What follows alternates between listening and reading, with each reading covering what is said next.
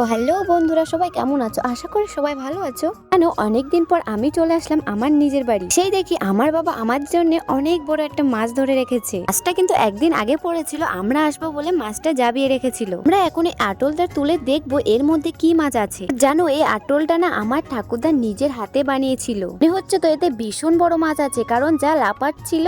জানো তো, পুকুরের মাঝে একটা আলাদাই টেস্ট, সেটা কেনা মাছে হবেই না। আমাদের সাথে কথা বলতে বলতে আমার আটল খোলা কমপ্লিট। আমি তো ভেবেছিলাম মাছটা হয়তো অনেক বড়, একটাই কিন্তু দুটো। আর এই মাছগুলো কি মাছ বলে সেটা তোমরা কমেন্টে জানাবে। এই মাছ দুটো আমার বাবা অনেক কষ্ট করে ধরেছিল, আর একটুর জন্য মাছগুলো চলে যাচ্ছিল, তাই এরকম করে কান্না। আমার বাবা দেখে এইদিকে কাঁকড়াও নিয়ে এসেছে সেই রাতের মধ্যে। বাড়িতে গলদা, চিংড়ি, মোচা, বাগদা সবকিছুই ছিল। তার জন্য না কাঁকড়াগুলো আর রাতে খাওয়া হয়নি, সকালে রেখে দিয়েছিলাম। কিন্তু রেখে দেওয়ার ফল যে এরকম হবে বুঝতে পারি। দুটো না তিনটে কাঁকড়া মারা গিয়েছিল জানো।